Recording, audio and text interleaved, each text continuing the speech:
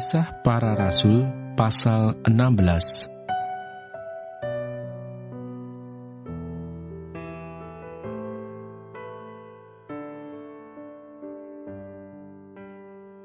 Timotius turut serta dengan Paulus.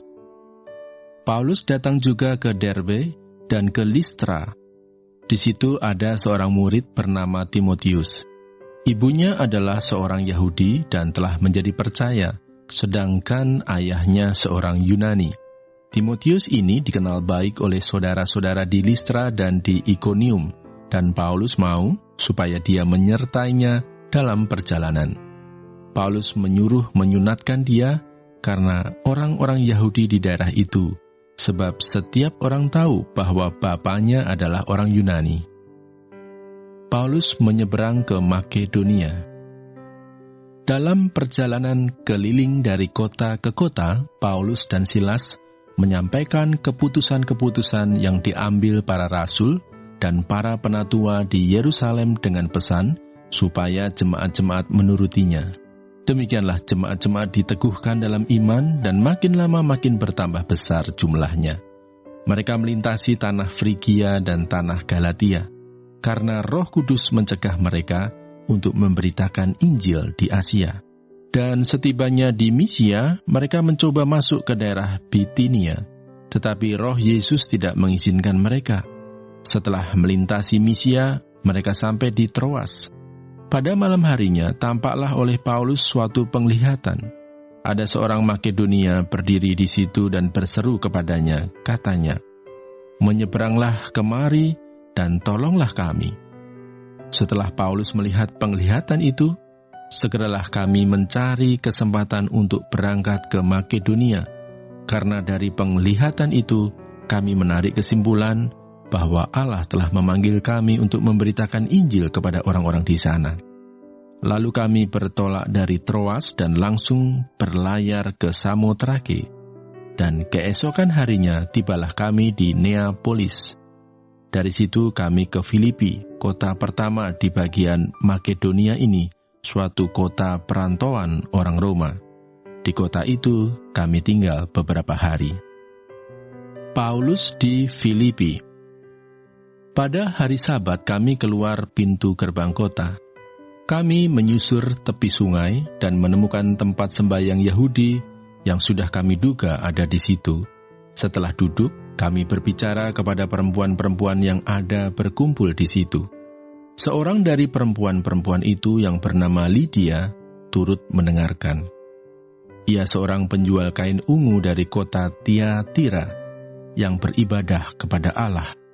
Tuhan membuka hatinya, sehingga ia memperhatikan apa yang dikatakan oleh Paulus. Sesudah ia dibaptis bersama-sama dengan seisi rumahnya, ia mengajak kami, katanya, "Jika kamu berpendapat bahwa aku sungguh-sungguh percaya kepada Tuhan, marilah menumpang di rumahku." Ia mendesak sampai kami menerimanya. Pada suatu kali ketika kami pergi ke tempat sembahyang itu, kami bertemu dengan seorang hamba perempuan yang mempunyai roh tenung. Dengan tenungan-tenungannya, tuan-tuannya memperoleh penghasilan besar. Ia mengikuti Paulus dan kami dari belakang sambil berseru, katanya, "Orang-orang ini adalah hamba Allah yang maha tinggi. Mereka memberitakan kepadamu jalan kepada keselamatan." Hal itu dilakukannya beberapa hari lamanya. Tetapi ketika Paulus tidak tahan lagi akan gangguan itu, ia berpaling dan berkata kepada roh itu, "Demi nama Yesus Kristus, aku menyuruh engkau keluar dari perempuan ini." Seketika itu juga keluarlah roh itu. Kepala penjara Filipi. Ketika tuan-tuan perempuan itu melihat bahwa harapan mereka akan mendapat penghasilan lenyap, mereka menangkap Paulus dan Silas, lalu menyeret mereka ke pasar untuk menghadap penguasa. Setelah mereka membawa keduanya menghadap pembesar-pembesar kota itu, berkatalah mereka, katanya, "Orang-orang ini mengacau kota kita ini karena mereka orang Yahudi dan mereka mengajarkan adat istiadat yang kita sebagai orang Rum tidak boleh menerimanya atau menurutinya. Juga orang banyak bangkit menentang mereka. Lalu pembesar-pembesar kota itu menyuruh mengoyakkan pakaian dari tubuh mereka dan mendera mereka. Setelah mereka berkali-kali didera, mereka dilemparkan ke dalam penjara. Kepala penjara diperintahkan untuk menjaga mereka dengan sungguh-sungguh, sesuai dengan perintah itu. Kepala penjara memasukkan mereka ke ruang penjara yang paling tengah dan membelenggu kaki mereka dalam pasungan yang kuat.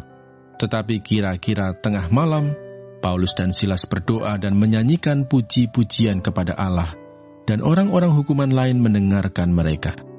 Akan tetapi terjadilah gempa bumi yang hebat, sehingga sendi-sendi penjara itu goyah, dan seketika itu juga terbukalah semua pintu dan terlepaslah belenggu mereka semua. Ketika kepala penjara itu terjaga dari tidurnya dan melihat pintu-pintu penjara terbuka, ia menghunus pedangnya hendak membunuh diri karena ia menyangka bahwa orang-orang hukuman itu telah melarikan diri. Tetapi Paulus berseru dengan suara nyaring, katanya, "Jangan celakakan dirimu, sebab kami semuanya masih ada di sini." Kepala penjara itu menyuruh membawa suluh, lalu berlari masuk, dan dengan gemetar tersungkurlah ia di depan Paulus dan Silas. Ia mengantar mereka keluar sambil berkata, "Tuan-tuan, apakah yang harus aku perbuat supaya aku selamat?" Jawab mereka, "Percayalah kepada Tuhan Yesus Kristus, dan engkau akan selamat, engkau dan seisi rumahmu." Lalu mereka memberitakan firman Tuhan kepadanya dan kepada semua orang yang ada di rumahnya. Pada jam itu juga kepala penjara itu membawa mereka dan membasuh bilur mereka. Seketika itu juga ia dan keluarganya memberi diri dibaptis. Lalu ia membawa mereka ke rumahnya dan menghidangkan makanan kepada mereka. Dan ia sangat bergembira bahwa ia dan seisi rumahnya telah menjadi percaya kepada Allah. Setelah hari siang, pembesar-pembesar kota menyuruh pejabat-pejabat kota pergi kepada kepala penjara dengan pesan, "Lepaskanlah kedua orang itu." Kepala penjara meneruskan pesan itu kepada Paulus, katanya, "Pembesar-pembesar kota telah menyuruh melepaskan kamu. Jadi keluarlah kamu sekarang dan pergilah dengan selamat." Tetapi Paulus berkata kepada orang-orang itu, "Tanpa diadili, mereka telah mendera kami, warga negara Roma, di muka umum, lalu melemparkan kami ke dalam penjara. Sekarang mereka mau mengeluarkan kami dengan diam-diam? Tidak mungkin demikian. Biarlah mereka datang sendiri dan membawa kami keluar." Pejabat-pejabat itu menyampaikan perkataan itu kepada pembesar-pembesar kota. Ketika mereka mendengar bahwa Paulus dan Silas adalah orang Rom, maka takutlah mereka. Mereka datang minta maaf, lalu membawa kedua rasul itu keluar dan memohon supaya mereka meninggalkan kota itu. Lalu mereka meninggalkan penjara itu dan pergi ke rumah Lydia. Dan setelah bertemu dengan saudara-saudara di situ dan menghiburkan mereka, berangkatlah kedua rasul itu.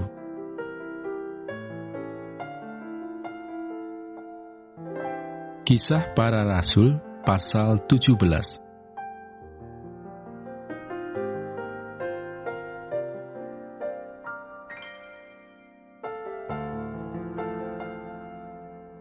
Keributan di Tesalonika. Paulus dan Silas mengambil jalan melalui Amfipolis dan Apolonia dan tiba di Tesalonika. Di situ ada sebuah rumah ibadat orang Yahudi. Seperti biasa, Paulus masuk ke rumah ibadat itu. 3 hari Sabat berturut-turut, ia membicarakan dengan mereka bagian-bagian dari kitab suci.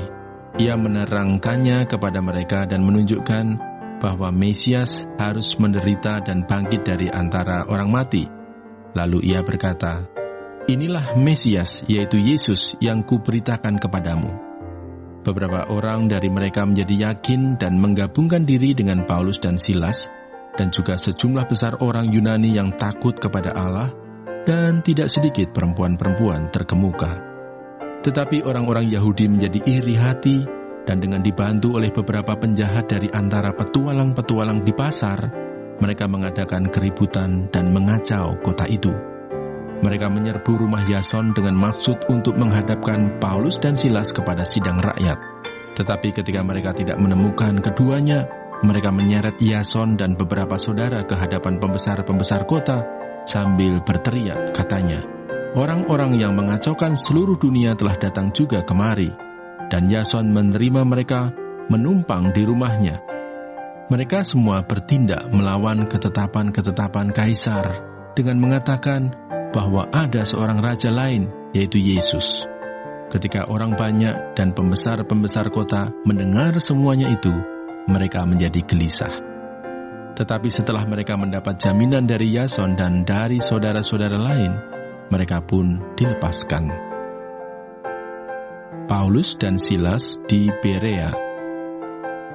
Tetapi pada malam itu juga, segera saudara-saudara di situ menyuruh Paulus dan Silas berangkat ke Berea. Setibanya di situ, pergilah mereka ke rumah ibadat orang Yahudi. Orang-orang Yahudi di kota itu lebih baik hatinya daripada orang-orang Yahudi di Tesalonika, karena mereka menerima firman itu dengan segala kerelaan hati, dan setiap hari mereka menyelidiki kitab suci untuk mengetahui apakah semuanya itu benar demikian. Banyak di antara mereka yang menjadi percaya, juga tidak sedikit di antara perempuan-perempuan terkemuka dan laki-laki Yunani. Tetapi ketika orang-orang Yahudi dari Tesalonika tahu bahwa juga di Berea telah diberitakan firman Allah oleh Paulus, datang jugalah mereka ke sana, menghasut dan menggelisahkan hati orang banyak. Tetapi saudara-saudara menyuruh Paulus segera berangkat menuju ke pantai laut, tetapi Silas dan Timotius masih tinggal di Berea. Orang-orang yang mengiringi Paulus menemaninya sampai di Athena, lalu kembali dengan pesan kepada Silas dan Timotius supaya mereka selekas mungkin datang kepadanya. Paulus di Athena. Sementara Paulus menantikan mereka di Athena, sangat sedih hatinya karena ia melihat bahwa kota itu penuh dengan patung-patung berhala. Karena itu di rumah ibadat ia bertukar pikiran dengan orang-orang Yahudi dan orang-orang yang takut akan Allah, dan di pasar setiap hari dengan orang-orang yang dijumpainya di situ. Dan juga beberapa ahli pikir dari golongan Epikuros dan Stoa bersoal jawab dengan dia, dan ada yang berkata, "Apakah yang hendak dikatakan si peleter ini?" Tetapi yang lain berkata, "Rupa-rupanya ia adalah pemberita ajaran dewa-dewa asing, sebab ia memberitakan Injil tentang Yesus dan tentang kebangkitannya." Lalu mereka membawanya menghadap sidang Areopagus dan mengatakan, "Bolehkah kami tahu ajaran baru mana yang kau ajarkan ini? Sebab engkau memperdengarkan kepada kami perkara-perkara yang aneh. Karena itu kami ingin tahu apakah artinya semua itu." Adapun orang-orang Athena dan orang-orang asing yang tinggal di situ tidak mempunyai waktu untuk sesuatu selain untuk mengatakan atau mendengar segala sesuatu yang baru. Paulus pergi berdiri di atas Areopagus dan berkata, "Hai orang-orang Athena, aku lihat bahwa dalam segala hal kamu sangat beribadah kepada dewa-dewa. Sebab ketika aku berjalan-jalan di kotamu dan melihat-lihat barang-barang pujaanmu, aku menjumpai juga sebuah mezbah dengan tulisan, kepada Allah yang tidak dikenal. Apa yang kamu sembah tanpa mengenalnya, itulah yang kuberitakan kepada kamu. Allah yang telah menjadikan bumi dan segala isinya, Ia yang adalah Tuhan atas langit dan bumi, tidak diam dalam kuil-kuil buatan tangan manusia, dan juga tidak dilayani oleh tangan manusia, seolah-olah Ia kekurangan apa-apa, karena Dialah yang memberikan hidup dan nafas dan segala sesuatu kepada semua orang.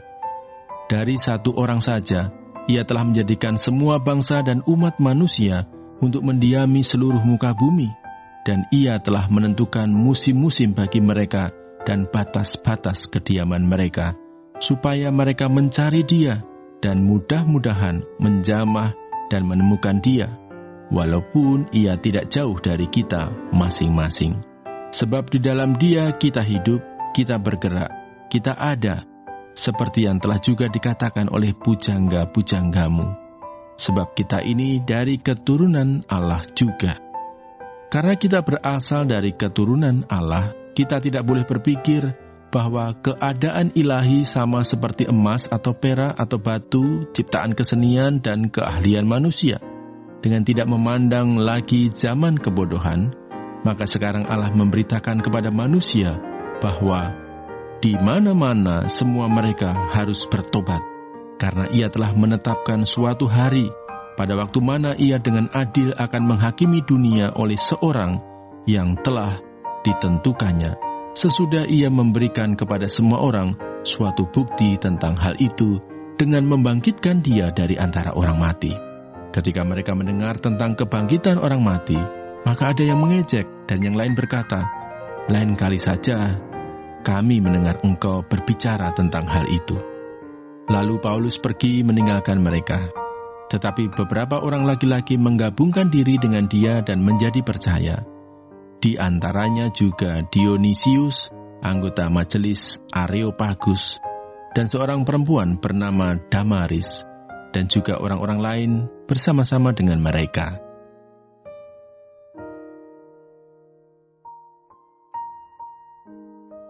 Kisah Para Rasul pasal 18.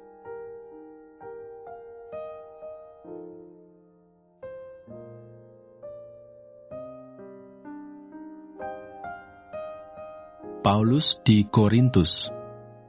Kemudian Paulus meninggalkan Athena, lalu pergi ke Korintus. Di Korintus ia berjumpa dengan seorang Yahudi bernama Aquila yang berasal dari Pontus. Ia baru datang dari Italia dengan Priscilla istrinya, karena Kaisar Claudius telah memerintahkan supaya semua orang Yahudi meninggalkan Roma. Paulus singgah ke rumah mereka. Dan karena mereka melakukan pekerjaan yang sama, ia tinggal bersama-sama dengan mereka. Mereka bekerja bersama-sama karena mereka sama-sama tukang kemah. Dan setiap hari Sabat, Paulus berbicara dalam rumah ibadat dan berusaha meyakinkan orang-orang Yahudi dan orang-orang Yunani. Ketika Silas dan Timotius datang dari Makedonia, Paulus dengan sepenuhnya dapat memberitakan firman, di mana ia memberi kesaksian kepada orang-orang Yahudi bahwa Yesus adalah Mesias. Tetapi ketika orang-orang itu memusuhi dia dan menghujat, ia mengebaskan debu dari pakaiannya dan berkata kepada mereka, "Biarlah darahmu tertumpah ke atas kepalamu sendiri. Aku bersih, tidak bersalah. Mulai dari sekarang, aku akan pergi kepada bangsa-bangsa lain." Maka keluarlah ia dari situ, lalu datang ke rumah seorang bernama Titius Justus, yang beribadah kepada Allah, dan yang rumahnya berdampingan dengan rumah ibadat. Tetapi Krispus, kepala rumah ibadat itu, menjadi percaya kepada Tuhan, bersama-sama dengan seisi rumahnya, dan banyak dari orang-orang Korintus yang mendengarkan pemberitaan Paulus, menjadi percaya dan memberi diri mereka dibaptis. Pada suatu malam berfirmanlah Tuhan kepada Paulus di dalam suatu penglihatan, "Jangan takut, teruslah memberitakan firman dan jangan diam, sebab aku menyertai engkau, dan tidak ada seorang pun yang akan menjamah dan menganiaya engkau, sebab banyak umatku di kota ini." Maka tinggallah Paulus di situ selama 1 tahun 6 bulan, dan ia mengajarkan firman Allah di tengah-tengah mereka. Akan tetapi setelah Galio menjadi gubernur di Akaya, bangkitlah orang-orang Yahudi bersama-sama melawan Paulus, lalu membawa dia ke depan pengadilan. Kata mereka, "Ia ini berusaha meyakinkan orang untuk beribadah kepada Allah dengan jalan yang bertentangan dengan hukum Taurat." Ketika Paulus hendak mulai berbicara, berkatalah Galio kepada orang-orang Yahudi itu, "Hai orang-orang Yahudi, jika sekiranya dakwaanmu mengenai suatu pelanggaran atau kejahatan, sudahlah sepatutnya aku menerima perkaramu. Tetapi kalau hal itu adalah perselisihan tentang perkataan atau nama atau hukum yang berlaku di antara kamu, maka hendaklah kamu sendiri mengurusnya. Aku tidak rela menjadi hakim atas perkara yang demikian." Lalu ia mengusir mereka dari ruang pengadilan. Maka orang itu semua menyerbu Sostenes, kepala rumah ibadat, lalu memukulinya di depan pengadilan itu. tetapi Galio sama sekali tidak menghiraukan hal itu. Paulus kembali ke Antiokhia. Paulus tinggal beberapa hari lagi di Korintus. Lalu ia minta diri kepada saudara-saudara di situ dan berlayar ke Syria sesudah ia mencukur rambutnya di Kengkrea karena ia telah bernazar. Priskila dan Akwila menyertai dia. Lalu sampailah mereka di Efesus. Paulus meninggalkan Priskila dan Akwila di situ. Ia sendiri masuk ke rumah ibadat dan berbicara dengan orang-orang Yahudi.